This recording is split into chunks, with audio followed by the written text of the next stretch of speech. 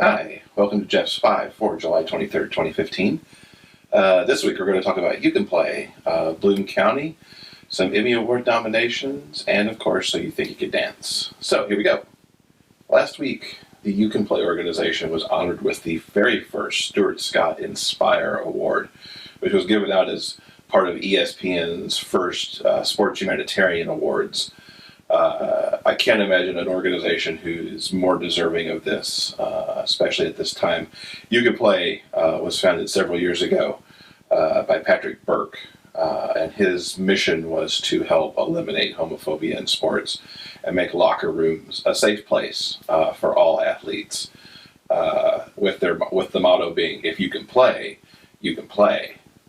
It caught on in the NHL first because Burke had ties to the NHL, because at the time he was a scout for the Philadelphia Flyers.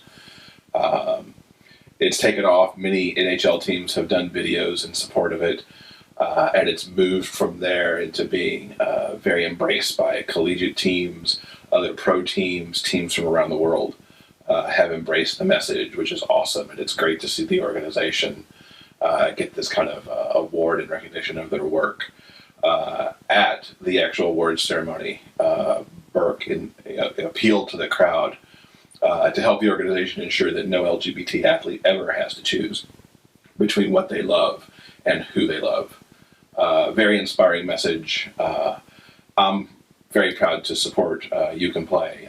With my hat trick book, I give the organization $1 for every book that I sell, and we'll keep doing that forever. It's been that way since the book came out in 2013. I think they do great work, and I hope one day they don't need to exist anymore. But until they do, I'm certainly supportive of them. Hope you can do the same, and very pleased to see that they got this honor. So last week, after I did the recording, I found out all of a sudden that Bloom County is back. A couple people actually shared into my Facebook feed the inaugural cartoon of Berkeley Breathed, bringing back this cartoon that I think has been on hiatus for about 15 years. I read it a lot while I was in college. It's such a brilliant piece of social commentary, and I was happy to see it back. It came back. Its first trip back was Monday, July 13th, and he's been going since then. It's become a morning read for me. Very glad to see the guys back. We haven't quite seen all the characters show back up yet. We're kind of moving through seeing everybody and what they've been up to for 15 years. Apparently Opus just slept for 15 years, which is kind of comical. But very glad to see them back. Hope it's a long-term return. But it's been a nice little addition to my morning time routine to catch the latest strip again.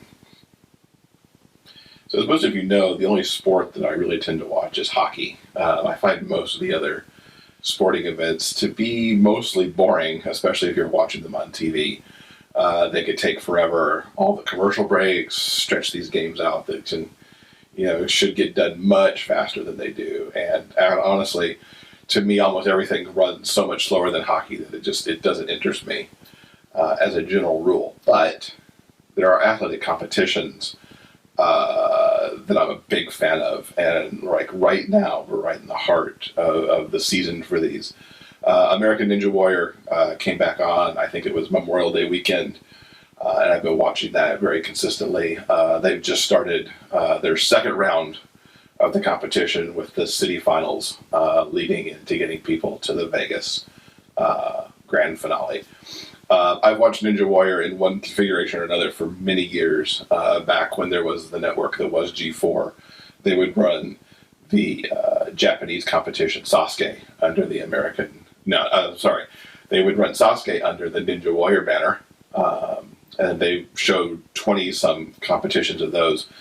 Sadly, we don't get to see the Japanese version here anymore.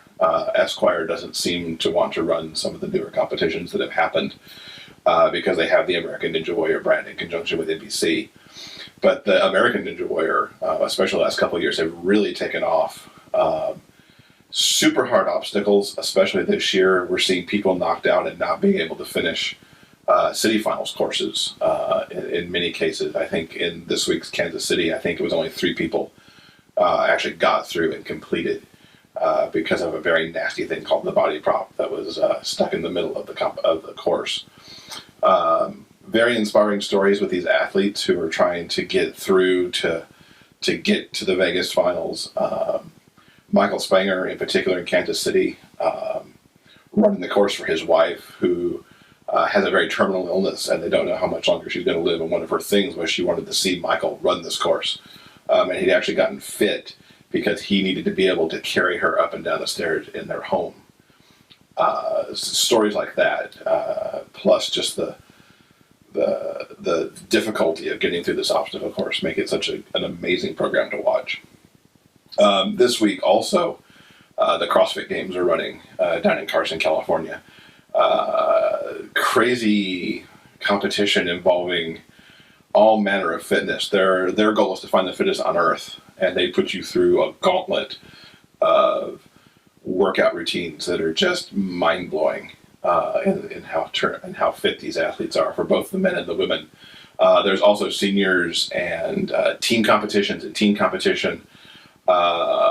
It's live on the ESPN app this weekend, and there'll be some recap action on ESPN and ESPN2 Friday, Saturday, and Sunday. I'm not that fit. I doubt I'll ever be that fit, but it's certainly inspirational watching these people, push their bodies to such a level of fitness to get through the competition. Makes for some very compelling TV also.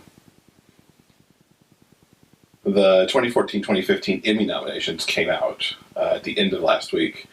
And of course, I felt the urge to, as I always do, to look at the choreography nominees, since the dance competition shows are among my favorite on TV. Some excellent choreography got honored this year. Whitney Carson got nominated for the work she was doing with Alfonso Ribeiro in season 19 of Dancing with the Stars, which aired in the fall of 2014 last year. She got nominated for 3 numbers that she did with Alfonso that are really excellent. Derek Huff, Julianne Hough, and Trisanda Chavez teamed up for a dance that we saw in the season 20 Dancing with the Stars finale that featured Derek and Julianne on one side of a room and what was supposed to be their younger selves on the other side of the room, doing some very complex choreography to a song by Sia. It was very impressive, not surprising to see that nominated. From the So You Think You Could Dance family, Travis Wall, Sonia Taya, and Spencer Liff were each individually nominated for work that they did on this show in season 11, which is what aired over the last summer, in summer of 2014, from May through September. Was very thrilled, in particular, to see the work that Travis got nominated for,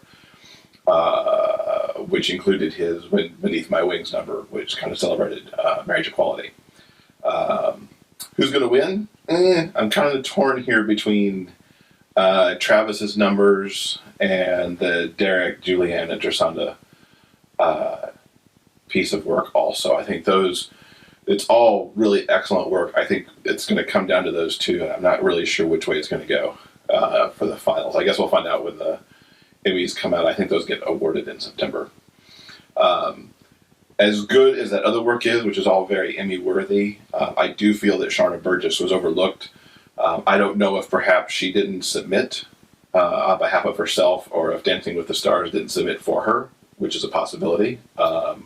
If she was submitted, I think the Academy really overlooked the work that she did with Noah Galloway in season 20 of Dancing with the Stars, which aired this past springtime.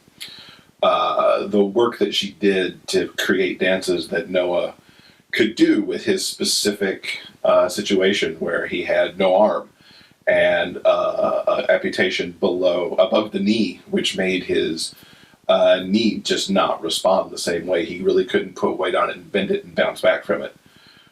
She created some just masterful choreography for that, and it's really a shame to see her not get in the nomination list, which I don't say to discount the work of the other choreographers, because it's all Emmy-worthy. I just think she should have been in that list as well, because it was some extraordinary work. You can see up in the eye icon, I have a playlist done of the work that was Emmy nominated, so you can check out all the work from Whitney, Derek, Julianne, Trisanda, Travis, Sonia, and Spencer. So give that a look. So You Think You Could Dance gave us a look at what the competition's going to be like, I guess, for at least the next few weeks. I really like the format as they've presented it, at least this week, with stage and street dancers coming together in various combinations to do whatever style they're picking out of the hat. And I like in particular that they've mixed it up this year, so we're not just doing couples. There were groups of 2s, 3s, and 4s coming together with a mix of stage and street to do this work with the choreographers. The one lapse I thought that was there was the fact that most of the choreography that was done was stage-centric. There was contemporary, there was, I think, a salsa, some jazz, some Broadway, but only one hip-hop number. And I'd like to see that get more mixed up as the competition goes forward, so we get maybe an equal balance between stage-style dance and street-style dance. There was a big top 20 group number that was very hip-hop centric, done by Farside and Phoenix. Plus the teams again broke up, so the 10 stage dancers all did Travis Wall number together, and all the street dancers got together and did a number that I think was by Christopher Scott, if I remember correctly. It was a really impressive number with all of them on teeter-totters for a good bit of the routine, which was kind of cool. The dance of the week, though, belongs to Jim and Yaya for a Christopher Scott hip-hop number that was just extraordinary. Some of Christopher Scott's best work, I think. One of the best hip-hop numbers the show's ever seen. You could see that up in the icon, along with a playlist of other work, of some of the other dances that I really liked this week. The one complaint that I'll give about the season, they are doing a Twitter save with the bottom 3 so that the audience could save somebody via Twitter while the judges also save one person, and then the person who's left out goes home. The Twitter thing is only available on the East Coast, much like the Voice Twitter save was when the Voice was on in the spring. I think it's sad that the West Coast has to get left out. I mean, I understand it in the logistics of live television. But now I'm going to have to try to pay attention around 6:30 Pacific time to what the So You Think You Can Dance Twitter feed is doing to see if I need to try and save somebody and participate in that vote that way. It's a bit of a glitch living out here on the West Coast. There's a lot of us out here. You'd think they could figure out a way to kind of make that work better, but whatever. So far, I like how the season's shaping up and what they're doing with the format, so hopefully it continues to look good. So that's it for the 5 this week. Take a look below the video on either YouTube or the blog to see links to some of the various websites that relate to the content of this week's episode. Feel free to leave some comments, like the episode, maybe subscribe to the channel so you're always seeing what's happening on Jeff's 5 every week. And I will see you back here next week.